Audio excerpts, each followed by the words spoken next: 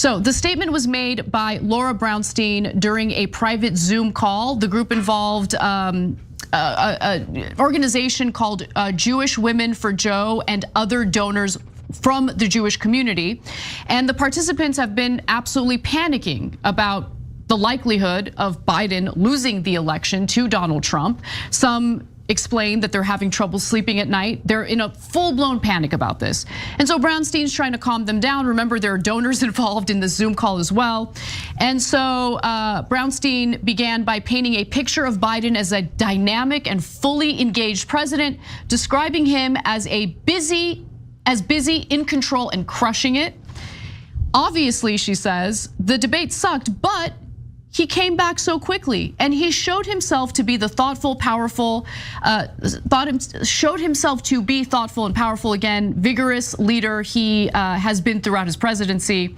But then she conceded, mental decline, it continues to progress. Ana Kasparian is absolutely done with all of the woke nonsense that's going on the left nowadays. She's tired of it. She's fed up with it, and she's not holding back anymore. Even though all of the Young Turks fans, even though Cenk Uygur and even other people who work for the Young Turks are trying to call out Ana Kasparian and say that she should be canceled, she should be fired from the Young Turks for the things that she's been saying, she just doesn't care. She's tired of all this woke nonsense, and she's basically left the left at this point. But she is torching them once again, dropping absolute nukes on the woke left and all of their nonsense in this video. Let's get into this clip here of Ana Kasparian once again torching the woke left.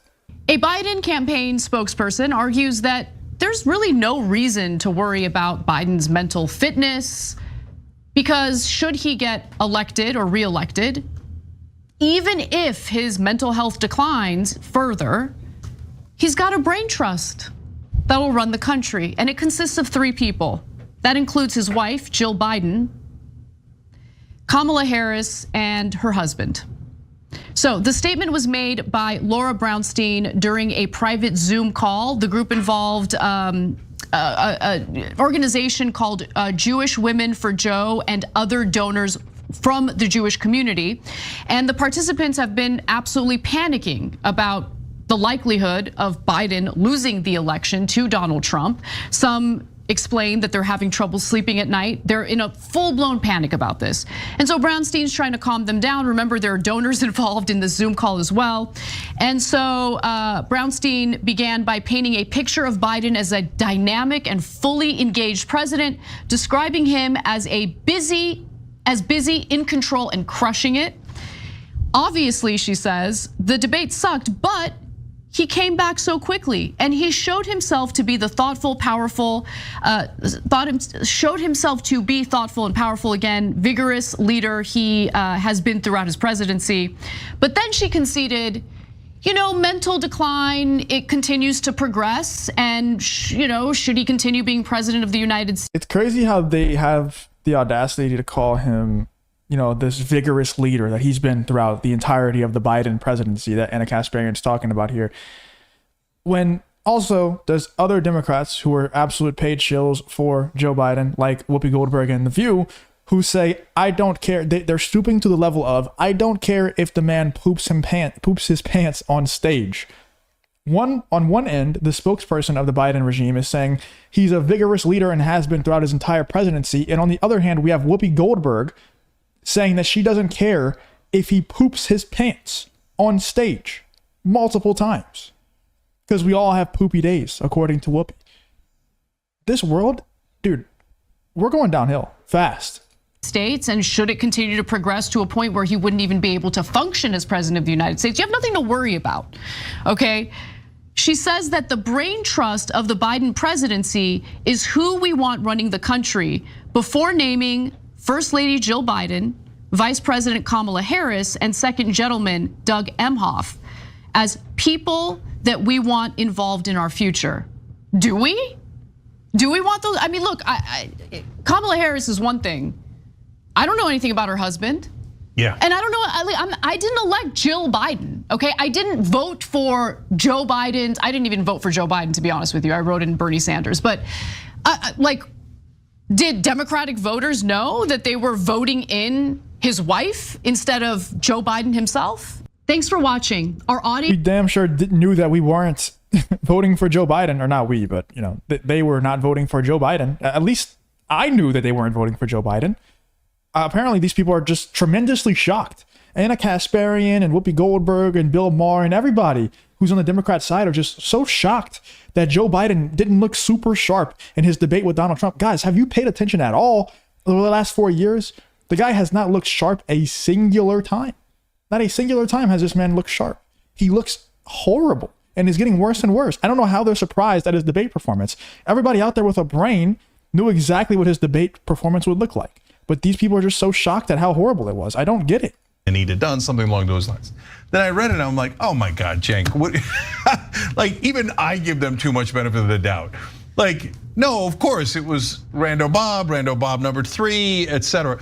Now look, Kamala Harris is not random. She's a vice president. And nothing wrong with asking your vice president for advice, totally fine, right? And Doug Emhoff seems like he's probably the brightest one out of the bunch. And if he was the one making decisions, we might all be better off. But you're asking the second dude? Nobody elected the second dude, okay?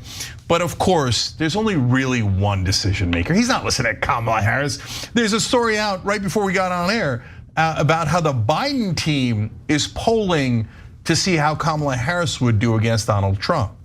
Partly because they want to use it against Kamala Harris if she polls worse than Biden. So they're not asking Kamala Harris. Oh my God, Cenk, even I was naive enough to think they're planning for a plan B. No, you're so right. You're so right. That's why they're doing it. You're so right. They're not asking the second dude. They're not asking anyone. No, there's only one person in charge. That's the first lady. Joe Biden cannot speak at times. The Olivia Nuzzi piece in the Intelligencer said that he would freeze at donor events and Jill Biden would whisper into his ear and then he would repeat what she said. Jill Biden is definitely in charge. In fact, I'm curious what she thinks about the NATO summit because we should ask President Biden and her husband too. But overall, there is no question that Jill Biden is making the decision and she's the so-called brain trust. I mean, we all know what her opinion of his debate performance was and how she spoke to him like a 2-year-old child on the debate stage. I think it was more like a dog. Oh, Joe, you did so good. You answered all your questions. Like, that's how I talk to my dog when it sits like it's supposed to and I give it a treat. Like, it wasn't like a 2-year-old. You talk to him like he's worse than a 2-year-old. Like it is an animal. And at that point, I think it became very obvious, not to the people who are looking closely, but to the people who are just in the general public, just minding their own business, that Joe Biden's not the one running the country. It is his wife, or it's somebody else. But his wife is definitely involved in some sort of way. You know, at that point in time, with that little engagement, we knew what was really happening. And it's that Joe Biden is not running the country, and it's very clear. Let's take a look at that. Joe, you did such a great job. You answered every question. You knew all the facts. And let me ask the crowd, what did Trump do? Why? And I want to go back to a video that we aired back in April. Back in April, when a huge portion of our audience was mad at us for raising alarm over how Biden was performing in the polling, how poorly he was doing in battleground states, critical swing states that he must win in order to win re-election. Jill Biden apparently took part in the disinformation that a lot of Democratic voters believed in, including this. So there's not a part of you that's a little worried because you seem to be off kilter a little bit. No, I feel that Joe will be reelected. But when these polls, like the Wall Street Journal one, land in the White House and he's losing in all the battleground states. No, he's not losing in all the battleground states. He's coming up and he's even or doing better. So you know what? Once people start to focus in and they see their two choices, it's obvious that Joe will win this election. Right. Let me decode that for you. Once we effectively fearmonger enough to voters about Donald Trump, they will be willing to vote for Joe Biden, regardless of what condition he's in, regardless of how concerned they are about him, regardless of how often they're polled saying that they're concerned about his age. We're gonna ignore all of that and just hope that eventually the fearmongering will set in. Yeah, so guys, the day after the debate, when it became clear that Jill Biden was making the decision to stay in, and literally every news outlet was reporting that, New York Times, NBC, Axios, Politico, etc. At that point, it became clear to me, and I said it to you guys on that day, I think that Jill Biden thinks, yeah, Joe is too old, but I'm not. We didn't elect you. Right, and so that's her ego. That's her gigantic ego saying, I can still run this thing.